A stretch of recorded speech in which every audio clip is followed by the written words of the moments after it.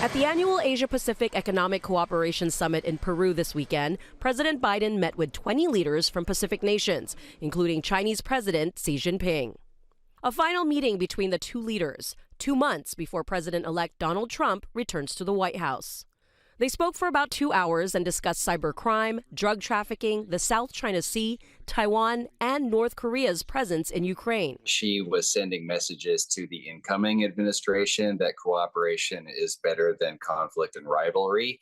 And that's something that he has said in the past, like China cannot be contained, and a new Cold War cannot be won and should not be fought. A lot of focus has been on Trump's promise to scale back U.S. leadership in global free trade and slap blanket 60% tariffs on Chinese goods, moves that inflamed the rivalry.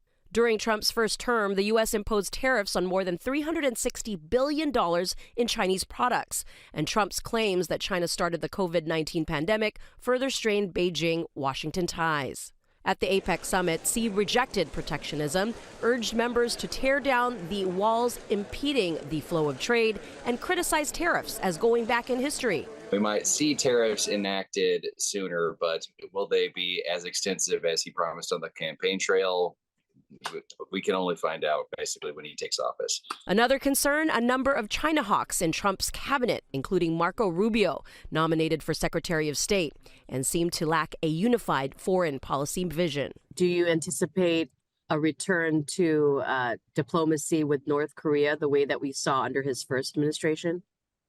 There will be diplomacy with North Korea if North Korea wants it, but I'm not convinced that they are going to pursue that right away with the person who left them at the altar in Hanoi. North Korea has seemingly indicated since 2020 that their efforts to reach out to the United States were a waste of time and that they would be better off aligning themselves with China and Russia and their new global vision. Meantime, Biden also met with the leaders of South Korea and Japan to address North Korea and Russia.